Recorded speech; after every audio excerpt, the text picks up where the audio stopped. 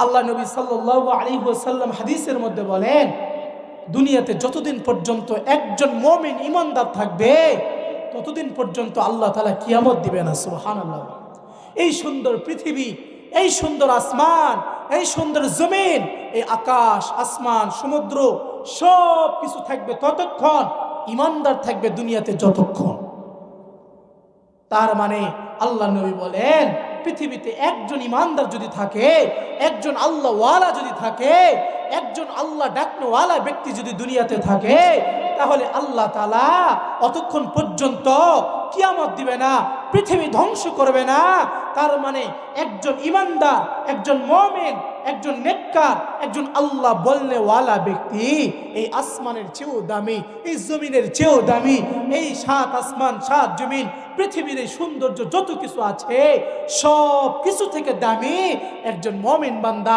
কারণ স্পষ্ট হাদিসের মধ্যে আছে, আপনার আমার নবী বলে, পৃথিবীর বুকে যতক্ষণ মুমিন থাকবে পৃথিবী ততক্ষণ থাকবে, যতক্ষণ একজন মুমিন হলেও দুনিয়াতে থাকবে ততক্ষণ আল্লাহ তাআলা কিয়ামত দান করবে না। সুবহানাল্লাহ। তার মানে এখানে আমরা দুই একজন নাই, এখানে আমরা অনেক মানুষ আছি, প্রায় 150 মানুষ আছি, পর্দা আলের অনেক মা বোনেরা আছে। ততক্ষণ পর্যন্ত কিয়ামত হবে না। এতগুলো মানুষের দরকার নাই, একটা মানুষ যদি দুনিয়াতে থাকে যে আল্লাহর নাম ডাকবে, আল্লাহকে স্মরণ করবে, ঈমান রাখবে, আখিরাতকে বিশ্বাস করবে, কবরকে বিশ্বাস করবে, মৃত্যুকে বিশ্বাস করবে, ততদিন পর্যন্ত কিয়ামত দিবে না। সুবহানাল্লাহ। তার মানে আমি শুরুতে বলছি, এখানে অল্প মানুষ হলেও আমি নারাজ হই নাই, আমি খুশি আছি। এখানে যে এতগুলো মানুষ, আলহামদুলিল্লাহ, কারণ এতগুলো মানুষেরও দরকার নেই দুনিয়াতে টিকে রাখার জন্য, একজন ইমানদারই যথেষ্ট। সুবহানাল্লাহ বলে। একজন প্রকৃত মুমিন ইমানদার যদি হয় তো হাজারো কাফের বেঈমানের অন্তরে কম্পন সৃষ্টি করে দিতে পারে। কথা বলেন ঠিক কিনা? বেশ 2-3 বছর আগের ঘটনা, ভারতের একজন বোন, মুস্কান কি নামে, মুস্কান নামে একজন বোন তার পর্দাকে টানা হিসড়া করেছিল। ভারতের কুখ্যাত যুবকেরা তার পর্দাকে টেনে ছিঁড়তে চাইছিল, তার হিজাবকে ছিঁড়ে ফেলতে চাইছিল। তো এই বোনটা ঈমানের আওয়াজে উচ্চ আওয়াজে বলেছিল, নারে তাকবীর। আর এই তাকবীরের আওয়াজে একজন মন পুরো পৃথিবী কাঁপায় দিয়েছিল, সোশ্যাল মিডিয়া কাঁপায় দিয়েছিল, ফেসবুক, ইউটিউব, ইন্টারনেট কাঁপায় দিয়েছিল। প্রমাণ হয়েছিল পৃথিবীতে হাজার ইমানদার লাগবে না, একজন আল্লাহু আকবার বলনেওয়ালা পৃথিবী পুরোটা কম্পন সৃষ্টি করে দিতে পারে। কথা বলেন ঠিক কিনা? আমরা ইতিহাস পড়েছি, গৌর গোবিন্দর মোকাবেলায় একজন মুমিন ইমানদার আল্লাহর নামে স্লোগান দিয়েছিল, হাজারো গৌর গোবিন্দ বাংলার জমিন ছেড়ে পালাইতে বাধ্য হয়েছিল। কথা বলেন ঠিক কিনা? কারণ মুমিন অনেক প্রয়োজন হয় না। আমরা ইতিহাস জানি, রসুলের যুগের ইতিহাস, বদরের যুদ্ধে একদিকে 313 জন সৈন্য ছাড়া, একদিকে 313 জন সাহাবী, যাদের নাই কোনো সুসজ্জিত পোশাক, নাই কোনো অস্ত্র, নাই ঘোড়া, নাই খাবার, নাই কোনো প্রস্তুতি, ছিল মাত্র ঈমান। অপরদিকে ছিল 1000+ কাফের বেঈমান মুশরিক, তাদের ছিল সশস্ত্র, তাদের ছিল দামি দামি পোশাক, তাদের ছিল শক্তিশালী ঘোড়া, তাদের সব কিছু ছিল। কিন্তু 313 জন ঈমানদারের কাছে হাজারো বেঈমান নাস্তিক মুমিন নাস্তিকেরা, মুশরিকেরা হার মেরে তাদের সঙ্গে পরাজয় বরণ করেছিল। এই 313 জন সাহাবীর সঙ্গে বদরের যুদ্ধে টিকতে পারে নাই, বরং তাদেরকে পরাজয় করে বদরের যুদ্ধে মুসলমানদের বিজয় এনেছিল। সুবহানাল্লাহ। তার মানে বেশি মানুষের দরকার নেই, অল্প মানুষই পারে পুরো পৃথিবীটাকে বদলাই দিতে। কথা বলেন ঠিক কিনা? এই বাংলার জমিনে অল্প কয়েকদিন আগে একজন ভাই ইন্তেকাল করেছেন, তাকে পিস্তল ঠেকে হত্যা করা হয়েছে। তার নাম ছিল শরীফ ওসমান হাদি। আপনারা সবাই সোশ্যাল মিডিয়াতে দেখেছেন যে একজন যুবক সৎ পক্ষে, হকের পক্ষে কথা বলার কারণে, আগামীর বাংলাদেশকে সুন্দর করার কারণে, সুন্দর করার পরিকল্পনাগুলো মানুষের সামনে সোশ্যাল মিডিয়ায় বলার কারণে, সাদাবাজি টেন্ডারবাজিদের বিরুদ্ধে কথা বলার কারণে মানুষের হৃদয় এই পরিমাণে আস্থা করেছিল, জায়গা করে নিয়েছিল যে শরীফ ওসমান হাদিকে যখন নাস্তিক বেঈমানরা, যখন চাঁদাবাজিরা, যখন দেশের শত্রুরা পিস্তল থেকে হত্যা করেছে, ঠিক সেই মুহূর্তে পৃথিবীর প্রতিটা মানুষের হৃদয়ে রক্তক্ষরণ হয়েছে, মানুষের চোখ পানি বের হয়েছে। একজন শরীফ ওসমান হাদী প্রমাণ করে দিয়েছে, একজন নওজোয়ান যুবক প্রমাণ করে দিয়েছে যে হক পথে থাকলে লক্ষ কোটি মানুষের দরকার হয় না, একজন শরীফ ওসমান হাদী পুরো পৃথিবী কাঁপায় দিতে পারে। কথা বলেন ঠিক কিনা? 2025 সালে ডিসেম্বর মাসে শরীফ ওসমান হাদীর মৃত্যু হয়েছে। আমার মন বলে বাংলাদেশ যদি আরো 1000 বছর থাকে, আরো 100 বছর থাকে, আরো 500 বছর থাকে, আরো 2000 বছর যদি থাকে, তো বাংলাদেশ যতদিন থাকবে ওই শরীফ ওসমান হাদীর নামটা মানুষ শ্রদ্ধার সাথে স্মরণ করবে আর তার নামে দোয়া করবে। কথা বলেন ঠিক কিনা? আজকে শরীফ ওসমান হাদীকে যখন মারা হয়েছে, পিস্তল ঠেকিয়ে হত্যা করা হয়েছে, এই যুবকের মৃত্যুতে হাজারো বাবা সিদ্ধান্ত নিয়েছে আমার সন্তানকে আমি শরীফ ওসমান হাদী বানাবো। হাজারো সন্তান, হাজারো যুবক নিজেকে এইভাবে তৈরি করতেছে যে সে বুঝাইতে চাইতেছে আমিও একজন শরীফ ওসমান হাদী হতে চাই। আমার ব্যক্তিগত কথা বলতেছি, আমি কখনো ফেসবুকে মানুষের মৃত্যু দেখে আমার চোখে পানি আসে না, কষ্ট লাগে কিন্তু পানি আসে না। তবে ফেসবুকে আমার লাইফে 2 জন ব্যক্তির খবর দেখে আমার চোখে আমি পানি আটকাইতে পারি নাই। আমার হৃদয়ে রক্তক্ষরণ হয়েছে, আমার কষ্ট হয়েছে, আমার চোখ দিয়ে অশ্রু ঝরেছে। 1 নম্বর ব্যক্তি ছিলেন কোরআনের পাখি বলে যাকে আমরা চিনি, তিনি হলেন আল্লামা সাইদি রহমাতুল্লাহি আলাইহি। 2 নম্বর ব্যক্তি হলেন যুবক নওজোয়ান বন্ধু আমার শরীফ ওসমান হাদী। এই যুবকটার জন্য আমি যখন ফেসবুক ইন্টারনেটে ভিডিওগুলো দেখতাম, তো যেদিন মৃত্যুর খবর এসেছে, যেদিন তিনাকে গুলি করা হয়েছে, সেদিন থেকে যে আমি কতবার তার জন্য কেঁদেছি, আমি তার জন্য কত যে দোয়া করেছি আমি নিজেই জানি না। আমার এতটা কষ্ট লাগে, হাই রে পৃথিবীর নিষ্ঠুর পৃথিবী, হাই রে দুনিয়ার শত্রুরা রে, তোরা ভালো মানুষ চিনলি না, তোরা ভালো মানুষ চিনলি না, তোরা এমন একজন যুবককে হত্যা করলি যেই যুবক চেয়েছিল আগামীর বাংলাদেশ হবে গরিব অসহায়দের বাংলাদেশ, আগামীর বাংলাদেশ হবে নারীদের সম্মান রক্ষার বাংলাদেশ, আগামীর বাংলাদেশ হবে কোরআনের বাংলাদেশ, আগামীর বাংলাদেশ হবে মানুষের আইন প্রতিষ্ঠা করার বাংলাদেশ, আগামীর বাংলাদেশ হবে কোরআনের বাংলাদেশ, আগামীর বাংলাদেশ হবে জালেম মুক্ত বাংলাদেশ, আগামীর বাংলাদেশ হবে চোর মুক্ত বাংলাদেশ। তোরা মানুষ চিনলি না, তোরা মানুষ চিনলি না, হাইরে নিষ্ঠুর দুনিয়ার মানুষ, তোরা মারলি তো মারলি, আমার একজন যুবক ভাইরে মারলি, যে ভাইয়ের কান্না, যে ভাইয়ের মৃত্যুতে 1 হাদী মারা গেছে, কিন্তু ঘরে ঘরে হাজারো হাদীর নতুন করে আবির্ভাব জন্ম হয়েছে। কথা বলেন ঠিক কিনা? তোমরা এক আল্লামা সাইদিকে বিদায় করেছ, খোদার কসম বন্ধু, এক আল্লামা সাইদিকে বিদায় করার কারণে হাজারো বাবা স্বপ্ন দেখেছে আমার সন্তানটাকেও আমি আল্লামা সাইদি বানাতে চাই। ঠিক কিনা বলেন? হাজারো যুগ আসবে যেই যুগে তোমরা সৎ মানুষদেরকে হত্যা করবা, সৎ মানুষদেরকে মেরে ফেলবা, সৎ মানুষকে তোমরা জুলুমে জালেম হয়ে নির্যাতন করে পৃথিবী থেকে বিদায় করবা। কিন্তু মনে রাখবা, এই পৃথিবী থেকে যতদিন জালেম থাকবে ততদিন পর্যন্ত জালেমের মোকাবেলা করার জন্য মাজলুম হলেও তার বাহিনী তৈরি থাকবে। কথা বলেন ঠিক কিনা?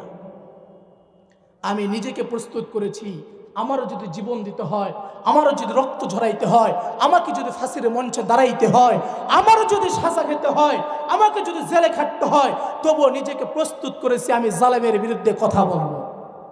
আমি নিজেকে তৈয়ার করেছি, যতদিন জীবন থাকবে ততদিন হকের পক্ষে কথা বলবো।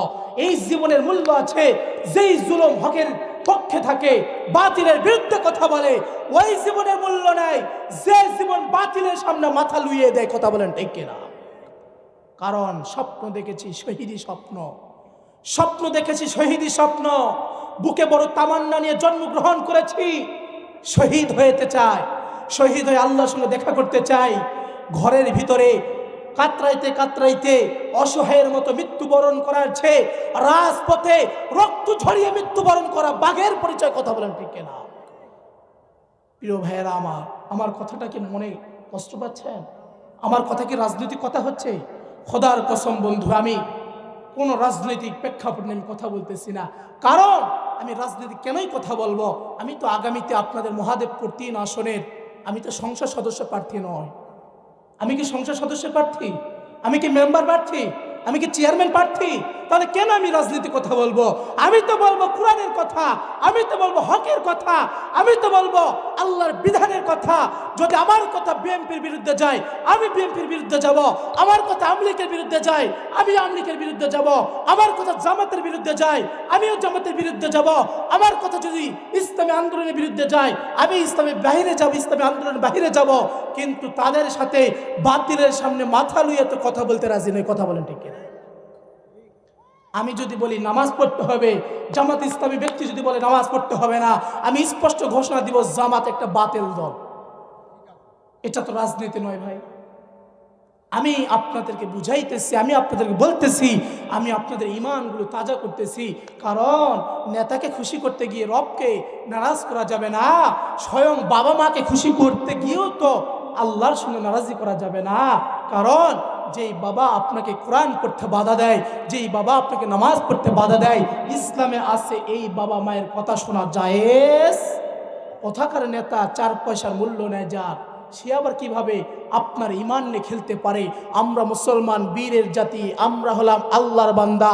আমাদের নবী হলেন মুহাম্মদ, আমাদের ইতিহাস হলো সাহাবা ইকরামের ইতিহাস, আমাদের ইতিহাস হলো হযরত ওমরের ইতিহাস, আমাদের ইতিহাস হলো আবু বকর সিদ্দিকের ইতিহাস, আমাদের ইতিহাস হলো হযরত আলীর ইতিহাস। কথা বলেন ঠিক না?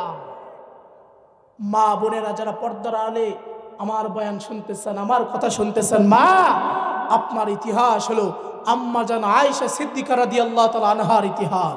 আপনার ইতিহাস হলো ফাতেমা রাদিয়াল্লাহু তাআলা আনহার ইতিহাস। আপনার ইতিহাস হলো রাবেয়া বসরির ইতিহাস। আপনি তো কখনো জি বাংলার স্টার জলসা পিছনে পড়ে আপনি আপনার ঈমানটাকে নষ্ট করতে পারেন না মা। কথা বলেন ঠিক কিনা? আজকে মা বোনগুলোকে কে বুঝাবে বন্ধু? এই মা বন্ধুগুলোকে কে বুঝাবে যে তাদের শরীরের প্রতিটা অঙ্গ হলো এগুলো আল্লাহর দেওয়া নিয়ামত, তাদের চেহারাটা আল্লাহর দেওয়া নিয়ামত, তাদের কণ্ঠস্বরটা হলো আল্লাহর দেওয়া নিয়ামত। আজকে মা বোনগুলো কেমন যেন বেসামাল হয়ে গিয়েছে, এদেরকে বোঝানোর মতো কেউ নাই, এদেরকে বোঝানোর মতো কেউ নাই। কেমন যেন বাবাগুলো আজকে অসহায়ের মতো হয়ে গেছে, স্বামীটা অসহায়ের মতো হয়ে গেছে, সবাই যেন স্বার্থপরের মতো হয়ে গেছে। কেউ যেন কাউকে জাহান্নাম থেকে বাঁচানোর জন্য চেষ্টা করতেছে না। আজকে বাবা সন্তানকে বলে না, বাপরে নামাজ পড়ো, বাবারে আল্লাহর বিধান মতো চলো।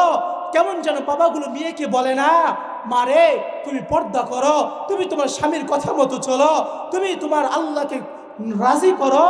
কেমন যেন বাবা মাগুলো স্বার্থপর হয়ে গেছে। কারণ আমি তো মনে করি বন্ধু, ওই বন্ধুই আমার সবচেয়ে দামি বন্ধু, ওই বন্ধু আমার সবচেয়ে বেশি দামি বন্ধু।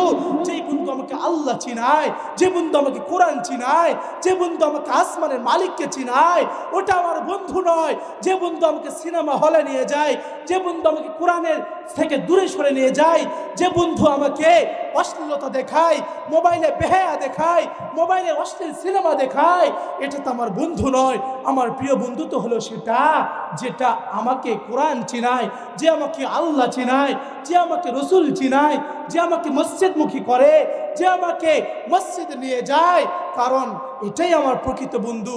যেই বন্ধু আমার আখিরাতকে সুন্দর করার জন্য ফিকির করে, যে বন্ধু আমার দুনিয়া থেকে যাওয়ার পরে, মৃত্যু হওয়ার পরে, মৃত্যুর পরে আমার শান্তি আশা করে।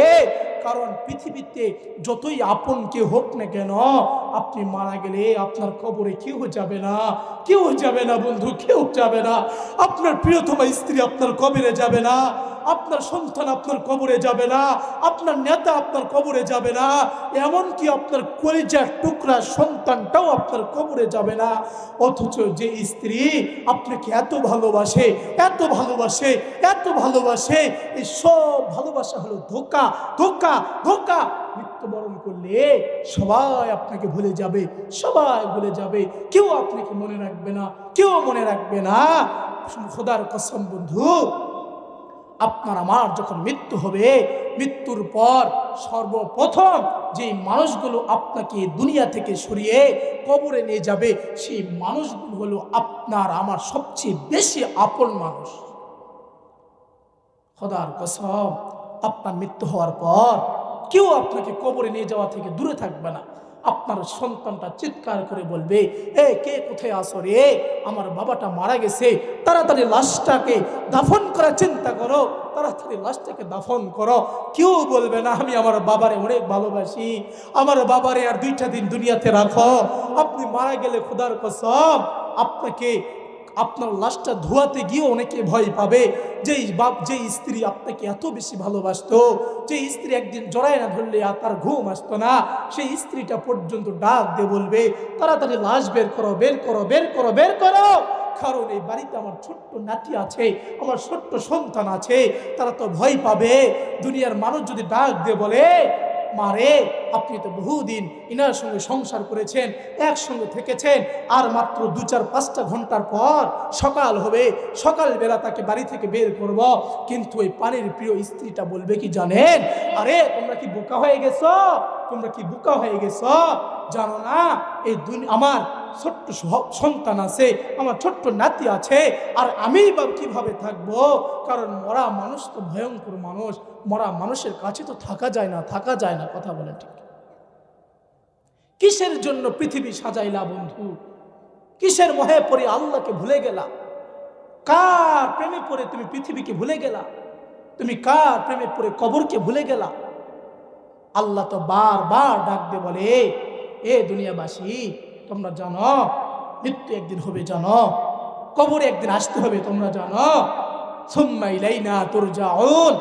আল্লাহ বলে পৃথিবীর সব কিছু শেষে অতঃপর তোমাকে সুম্মা ইলাইনা তুরজাউন, তোমাকে আমার কাছেই ফিরে আসতে হবে, আমার কাছেই আসতে হবে, আমার কাছেই আসতে হবে। তোমার শেষ গন্তব্য হলো কবর, তোমার শেষ ঠিকানা হলো কবর। কবর হলো আপনার আমার শেষ ঠিকানা বন্ধু। পৃথিবীতে যার অনেক টাকার মালিক, যার অনেক সম্পদ আছে, সেও দুনিয়াতে থাকতে পারবে না। যে ফকির রাস্তায় ঘরে পথে থাকে তারও মৃত্যু হবে, সেও দুনিয়াতে থাকতে পারবে না। আপনারা দেখছেন আমাদের বাংলাদেশের তিনবারের সফল প্রধানমন্ত্রী বেগম খালেদা জিয়া আজকে দুনিয়া থেকে বিদায় নিয়ে চলে গেছে, তাকে কবরস্থ করা হয়েছে। বলেন তো এই বাংলাদেশে 3বারের প্রধানমন্ত্রী হয়ে কি লাভ হলো ভাইয়া বলেন? তাকেও তো কবরে যেতে হলো, তারও তো 5টা কাপড়ে মুড়িয়ে তাকে কবরে নেওয়া হলো, তাকেও তো দুনিয়াতে কেউ থাকতে দিল না। কি লাভ হলো বলেন? আপনি দুনিয়া যদি সাজাইতে পারেন তবুও কবরে যেতে হবে, দুনিয়া না সাজাইতে পারলেও কবরে যেতে হবে। কবর কেউ ঠেকাইতে পারবে না বন্ধু। কবরের আযাব যদি আপনি বন্ধ না করে দুনিয়া থেকে যান, ওই কবরের আযাব বড় কঠিন, ওই কবরের শাস্তি বড় কঠিন। হায় রে নিষ্ঠুর পৃথিবী, আমি যে মানুষটা রাতে একা ঘরে থাকতে পারি না অন্ধকার বলে, অথচ আমাকে ওই চরম অন্ধকার ঘরে আমাকে রেখে আসবে। হাই রে, এই দুনিয়াতে সামান্য কারেন্ট চলে গেলে কি পরিমাণে ছটফট করি, কি পরিমাণে হাউ মাউ করি। আর ওই অন্ধকার কবরতে নাই কোনো আলো, নাই তো কোনো বাতাস, নাই তো কোনো খানা পিনা, নাই তো কোনো জানালা, নাই তো কোনো আপন মানুষ। হাই রে, পৃথিবী ছেড়ে ওই কবরে কেমনে থাকবো বলেন বন্ধু, কেমনে থাকবো? আমার একদিন মৃত্যু হবে, আমার মৃত্যুর পরে আমার নাম থাকবে না, আমাকে সবাই লাশ লাশ লাশ বলে ডাকবে। আমার নাম আহসানুল্লাহ, আমাকে কেউ বলবে না আহসানুল্লাহ কোথায়, আহসানুল্লাহ কোথায়। আপনার নাম যেটাই হোক না কেন, আপনার নাম ধরে কেউ ডাকবে না, সবাই বলবে লাশ কোথায়, লাশ কোথায়, লাশ কোথায়।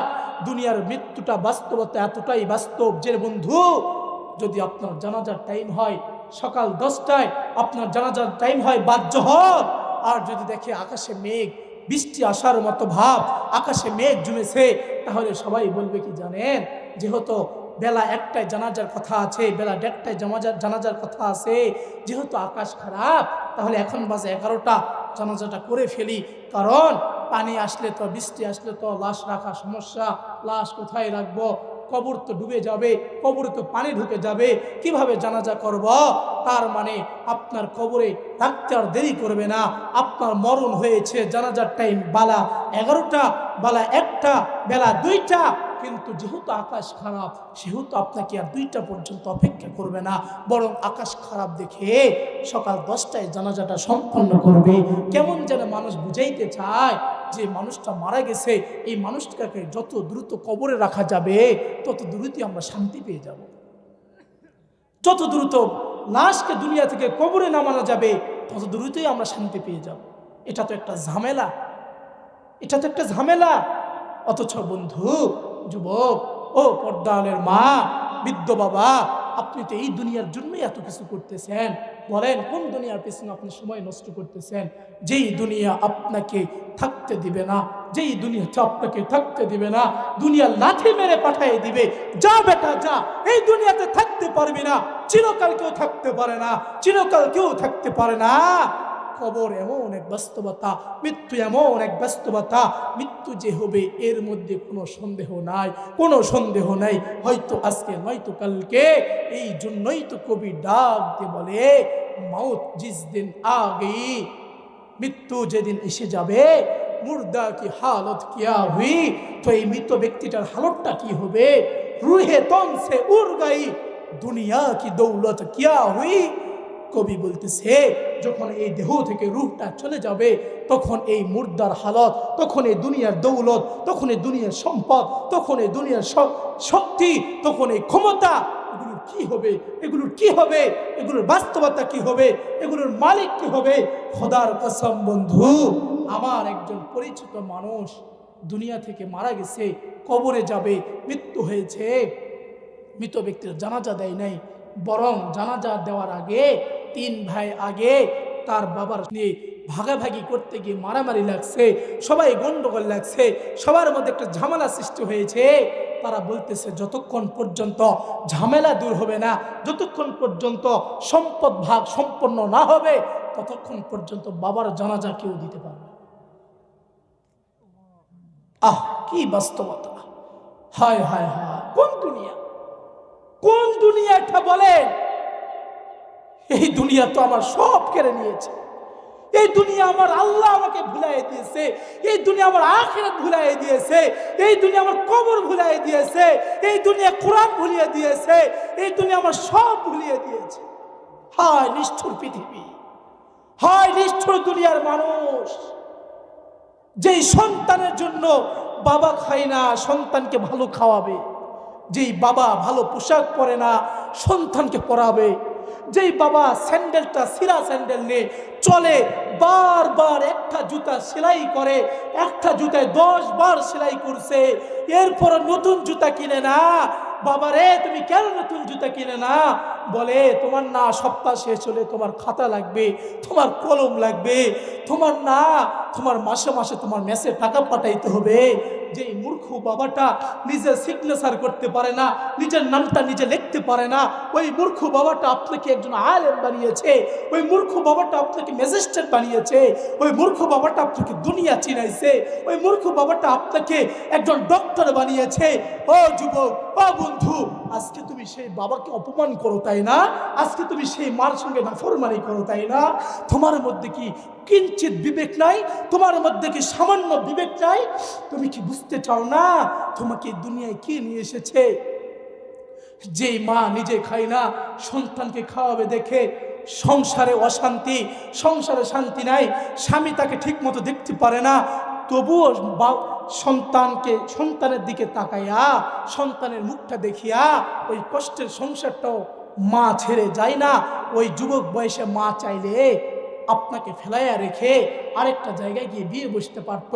অনেক ঘটনা আছে যে যখন সন্তানের বয়স 2 মাস, সেই সময় স্বামী মারা গেছে, মাটাও ছিল টকবগে যুবতী, সে চাইলে নতুন আবার একটা জায়গায় বিয়ে বসতে পারত, কিন্তু ওই শুধুমাত্র সোনার মানিক ওই মা ওই সন্তানের চেহারা তাকাইয়া, ওই সন্তানের দিকে তাকাইয়া নিজেকে বুঝাইছে, হায় রে, আমি যদি নতুন জায়গায় বিয়ে বসি তাহলে আমার এই সোনার মানিকের কি হবে, আমার এই রক্ত ছেঁড়া ধনটার কি হবে, আমার এই কলিজার টুকরাটার কি হবে? এ যুবক, আজকে তুই যে মারে কষ্ট দেশ, জানো তোমার মা চাইলে তোমারে ফালাইয়ে দিয়ে চলে যেতে পারতো, তুমি আদর পাইতা না, তুমি ভালো থাকতে পারতা না, তুমি ঠিক মতো খানা পাইতা না, তুমি সুন্দর লেখাপড়ার খরচ পাইতা না, তোমাকে রাস্তায় রাস্তায় ঘুরতে হতো, তোমাকে হোটেলে কাজ করতে হতো, তুমি ভালো পজিশনে যেতে পারতা না। কিন্তু জানো, ওই মা নিজের যৌবন কালটাকে বিসর্জন দিয়েছে, নিজের যৌবনটা ফুরিয়ে ফেলছে, তবুও কোনো জায়গায় বিয়ে বসে নাই, শুধুমাত্র তোমার দিকে তাকাইয়া, তোমার দিকে তাকাইয়া। কথা বলেন ঠিক? কত স্বামী আছে স্ত্রীকে দেখতে পারে না, কথায় কথায় মারপিট করে, কথায় কথায় নির্যাতন করে, কথায় কথায় কষ্ট দেয়, তবুও ওই সংসারে কষ্ট থাকার পরেও ওই মেয়েটা সংসার ছেড়ে যায় না। শুধুই মাত্র কারণ হলো, আমি যদি চলে যাই তাহলে আমার সন্তানটার কি হবে, আমি যদি চলে যাই তাহলে আমার এই সোনার মানিক, আমার নারী কাটা ধন, এর কি হবে। শত কষ্ট মেনে নিয়েছে শুধুমাত্র তোমার দিকে তাকাইয়া, শুধু তোমার চেহারার দিকে তাকাইয়া। ঠিক কিনা বলেন? কত বাবা দিনে একবার খাইছে, ঠিক মতো খেতে পারে নাই, বাড়িতে চাল কিনবে টাকা নাই, তবুও তোমার প্রাইভেটের বেতন, তোমার কোচিংয়ের বেতন, তোমার শরীরে পোশাক, কারণ তুমি ভালো জায়গায় থাকো, তোমার শরীরে ভালো পোশাক না থাকলে তুমি লজ্জা পাবা। এই জন্য নিজে না খায়ে, সারাদিনে একবার খেয়ে একটা পথ, 2 কিলো 3 কিলো একটা পথ, নিজের ভাড়ার টাকাটা বেছে সে কষ্ট করে হেঁটে গিয়েছে, তবুও গাড়িতে ওঠে নাই।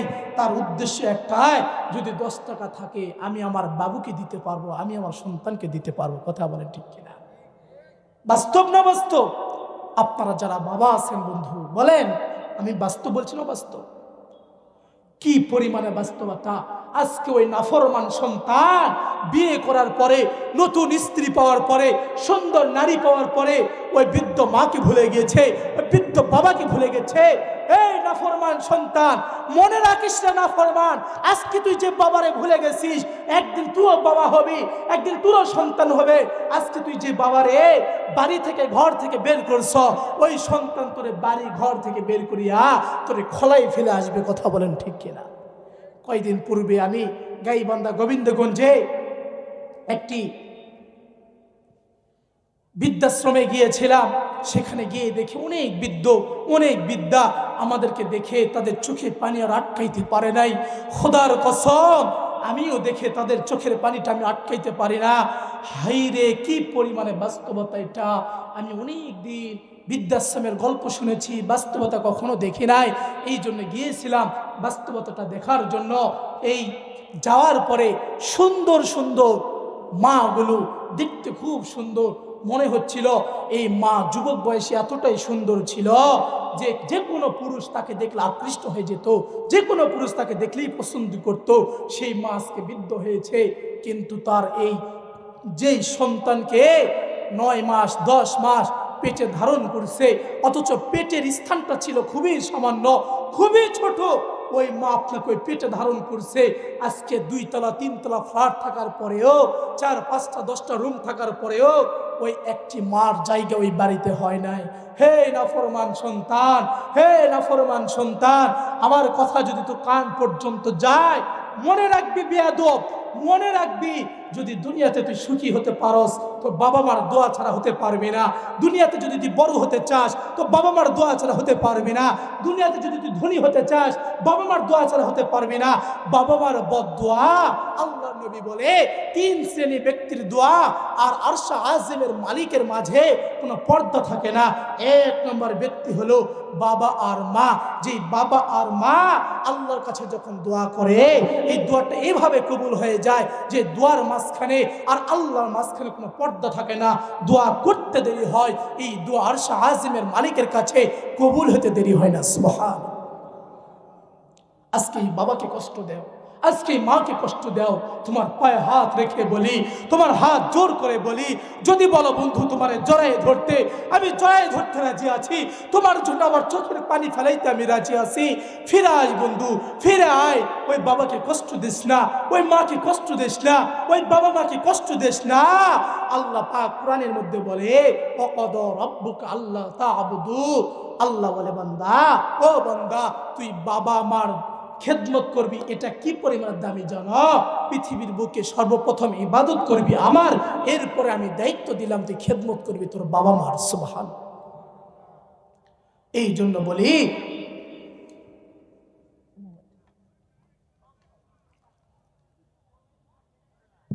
বলি, যে বাবা মার সঙ্গে বেয়াদবি করা যাবে না। বাবা মার সঙ্গে বেয়াদবি করি, পথের ভিখারি হয়েছে, অথচ এক সময় ছিল অনেক ধনী। বাবা মার সঙ্গে বেয়াদবি করার কারণে আল্লাহ তাআলা তাকে সব কিছু ছিনায় নিয়েছে। বাবা মার বদদুয়া এটা চরম বাস্তব, চরম বাস্তব। এই জন্য যুবকদেরকে বলবো, ভাই কখনোই তোমার বাবা মাকে কষ্ট দিবা না, ইনশাল্লাহ বলেন, বলেন ইনশাল্লাহ বলেন। আর বাবা মাদেরকেও বলবো, বাপ আপনি আপনার সন্তানের প্রতি জুলুম করবেন না, জুলুম করবেন না। কারণ আপনি একজন বাবা, আপনি হলেন আপনার সন্তানের জন্য আদর্শ। আপনি যদি আদর্শবান বাবা হতে পারেন তো আপনার সন্তান কখনোই আপনাকে আপনার সঙ্গে বেয়াদবি করবে না। আমি আমার কথা বলতেছি, আমি তো পারি না কখনো আমার বাবাকে লাথি মারতে পারবো, আমি তো পারি না আমার মায়ের সঙ্গে কখনো বেয়াদবি করতে। অনেক সময় রাগে দুই একটা কথা বলে ফেলি, পরে খোদার কসম হৃদয়ে এতটাই কষ্ট অনুভব করি আর মনে মনে নিজেকে বলি, হাই রে কি বললাম, আমি আমার মার সঙ্গে কটু কথা বললাম, আমি আমার বাবার সঙ্গে রাগারাগি করলাম, এটা কিভাবে সম্ভব? আমি পারি, আমার বাবা মা তো হলো আমার জন্য জান্নাত, সুবহানাল্লাহ। আমি কিভাবে পারলাম আমার বাবার সঙ্গে আমি নাফরমানি করতে? আমি কিভাবে পারলাম আমার মার সঙ্গে আমি নাফরমানি করতে? কারণ আমার বাবা মাই তো আমাকে এই সুন্দর পৃথিবী আমাকে দেখাই দিয়েছে।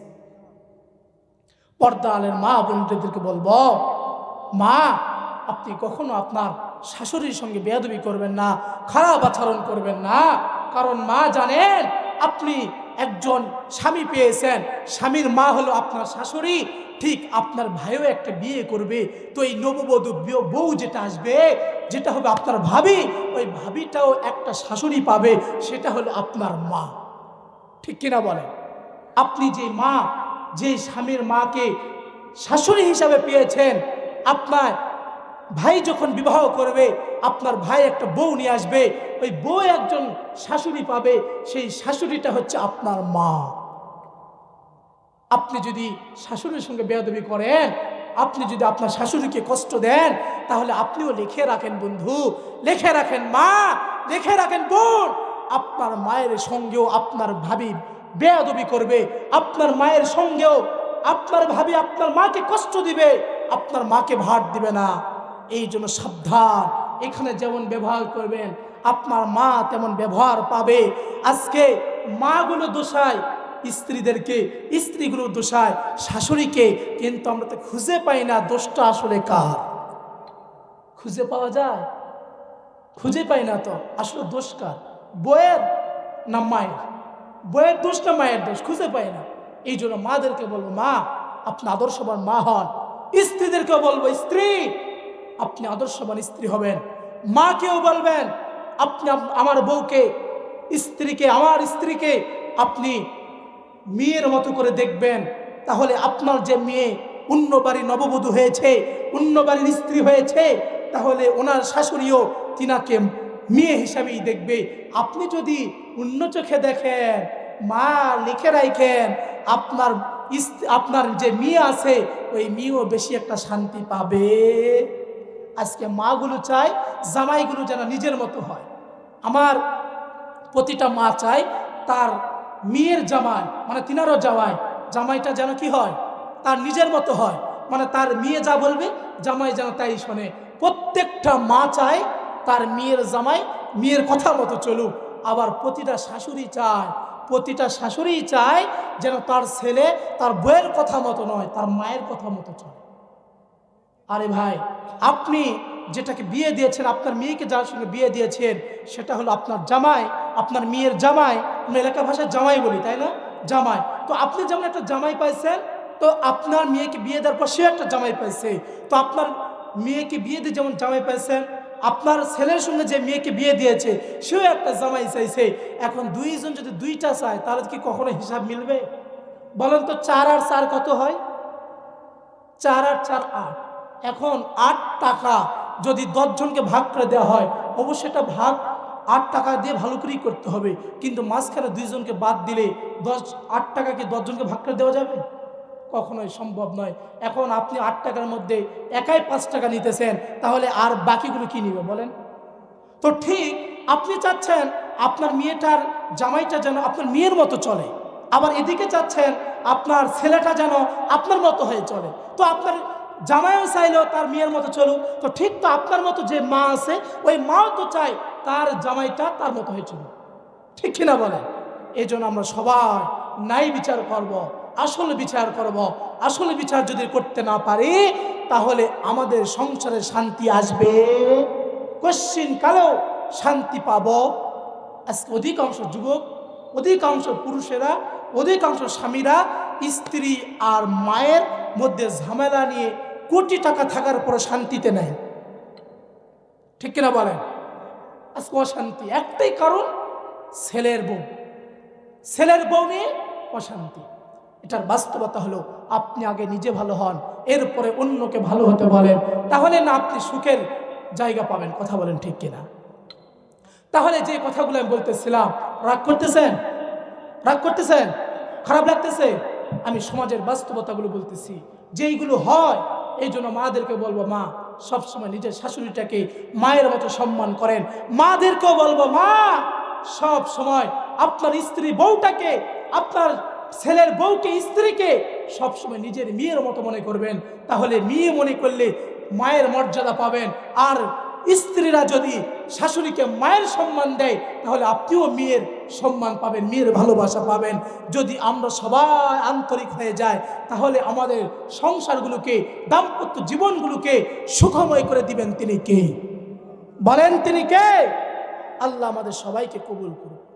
আজকে মানুষের হায়াত কমে যাচ্ছে শুধুমাত্র এই স্ত্রী আর মায়ের মধ্যে গন্ডগোলের কারণে, পুরুষের মাথায় অতিরিক্ত প্রেশার দেওয়ার কারণে, অতিরিক্ত চাপ দেওয়ার কারণে অধিকাংশ মানুষ আজকে হার্টটুক করে মারা যাচ্ছে। কথা বলেন ঠিক কিনা? ব্রেন স্ট্রোক করতেছে। এর মূল কারণই হচ্ছে সংসারে শান্তি নাই। শান্তি, কোটি টাকা, সারাদিন ব্যাংক ব্যালেন্স নিয়ে ব্যস্ত থাকে, টাকার অভাব নাই, কিন্তু বাড়িতে গিয়ে চোখে ঘুম আসে না। শুনে দেখে মার স্ত্রীর মধ্যে ঝামেলা। কারণ আমি চাই আমার মা যেন ভালো থাকে, আমি চাই আমার স্ত্রী যেন ভালো থাকে। মাঝখানে দুইজনে দুই রকম হয়ে গেছে, এখন আমিও ভালো থাকতে পারতেছি না। কথা বলেন ঠিক কিনা? হাজারো কষ্ট, হাজারো দুঃখ একজন পুরুষ মেনে নিতে পারে, হাজারো দুঃখ কষ্ট মেনে নিতে পারে, হাজারো কষ্ট সহ্য করতে পারে, কিন্তু স্ত্রীর দেওয়া কষ্ট কোনো যুবক সহ্য করতে পারে? কারণ একজন মানুষ বিবাহ করে, এর পিছনে কারণই হলো একটু মানসিক শান্তি। একটু মানসিক শান্তির জন্যই তো মানুষ বিবাহ করে। যে একজন কাছের মানুষ হবে, প্রিয় মানুষ হবে, যার কাছে গেলে সারাদিনে দুঃখ কষ্টগুলো ভুলে যাব, তার সঙ্গে নিরালায় কিছু সময় কাটাইলে ভালো লাগবে। অথচ সারাদিন কষ্ট করে যাওয়ার পরে বাড়িতে গিয়ে দেখে স্ত্রীর মন মেজাজ ঠিক নাই। স্ত্রীগুলো আজকে বেহায়ার মতো চলে, বোনগুলো আজকে বেহায়ার মতো চলে, যার কারণে দেশের মধ্যে আজকে জেনা বেড়ে গেছে, ইফটিজিং বেড়ে গেছে। খোদার কসম, তেতল যদি কেউ ঢেকে রাখে, তাহলে ওই তেতলের প্রতি কারো নজরও যায় না।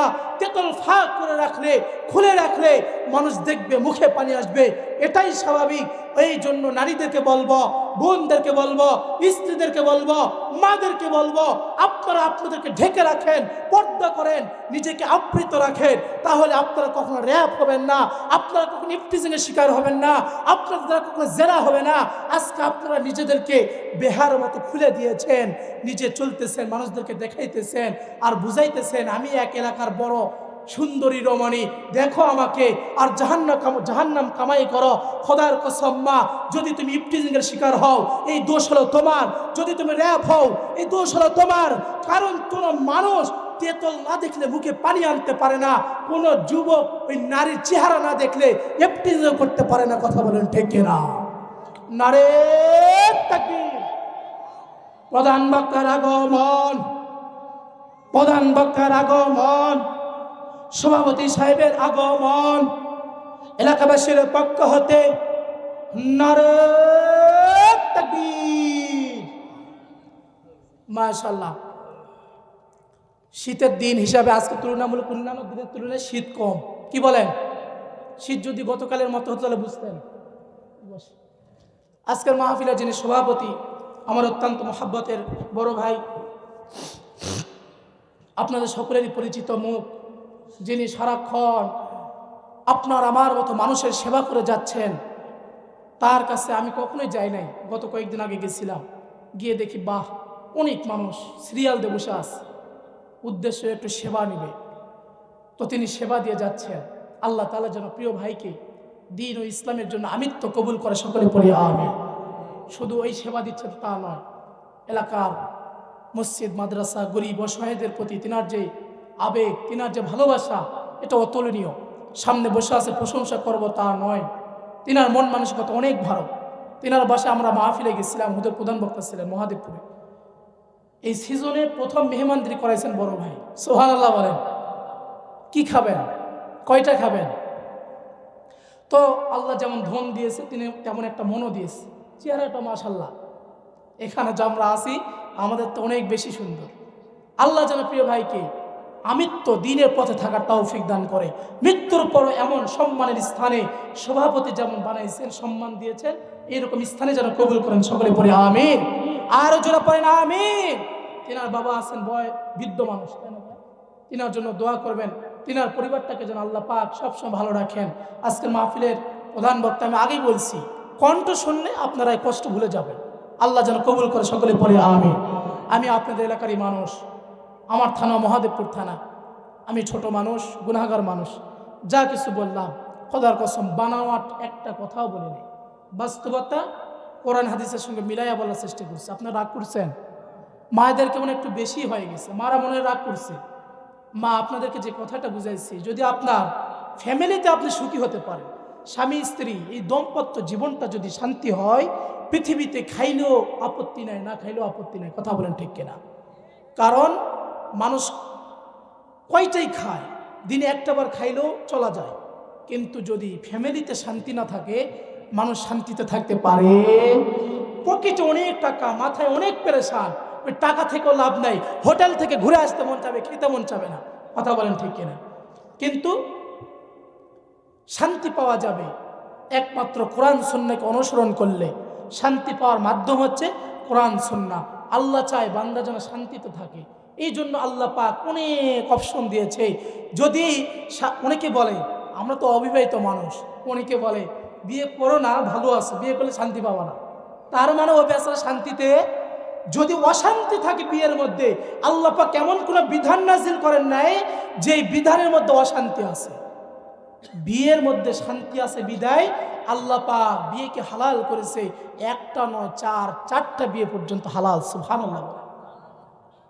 তার মানে আমরা বিয়েতে শান্তি পাবো, অথচ আজকে বিয়েটা অশান্তির কারণ হয়েছে। এর পিছনে কারণ এক পক্ষের কারণ নয়, শুধু মারা যে খারাপ তা না, বাবা আপনারাও কিন্তু ভালো না। ঠিক কিনা বলেন? আপনি আপনার স্ত্রীকে নিয়ে এসেছেন অনেক মর্যাদা দিয়ে, ইসলাম দিয়েছে তাদেরকে অনেক মর্যাদা, তাদেরকে অনেক মূল্যায়ন করছে, অথচ আপনি বিবাহ করার পরে বাড়ির দাসী বানায় রাখবেন। ইসলাম এটা কখনো সমর্থন করবে না। কথা বলতে কিনা? ইসলাম চায় নারীর মর্যাদা যেমন দিয়েছে, আপনি পুরুষ, আপনি একজন স্ত্রী পেয়েছেন, আপনার স্ত্রীর মর্যাদা যেন আপনি সেরকম দিতে পারেন। ইসলাম সব সময় নারীদের মর্যাদা আকাশচুম্বী করেছে। সুবহানাল্লাহ। আল্লাহ আমাদের সবাইকে কবুল করুক। যে কথাগুলো বললাম, সর্বপ্রথম আল্লাহ আমাকে কবুল করার তৌফিক দান করুক। আল্লাহ আমাদের সবাইকে কবুল করুক। আজকের মাহফিলে পিছনে যা শ্রম দিয়েছে, টাকা দিয়েছে, বুদ্ধি দিয়েছে, সময় দিয়েছে, আল্লাহ যেন এই রসিলা করি তাদের যাদের আপনজন কবরে চলে গেছে তাদেরকে সবাইকে মাফ করে দেয়। তাদেরকে যেন দুনিয়ার সমস্ত বালা মুসিবত দুঃখ কষ্ট থেকে হেফাজত করে। আজকের মাহফিলে আমাকে দাওয়াত করেছেন প্রিয় বড় ভাই, আপনাদের এলাকার জামাই, আল্লাহ যেন তিনাকেও কবুল করেন। সকলে পড়ি আমিন। ওয়া আখিরু দাওয়ানা আনিল হামদুলিল্লাহি রাব্বিল আলামিন। আসসালামু আলাইকুম ওয়া রাহমাতুল্লাহি ওয়া বারাকাতুহু। একটা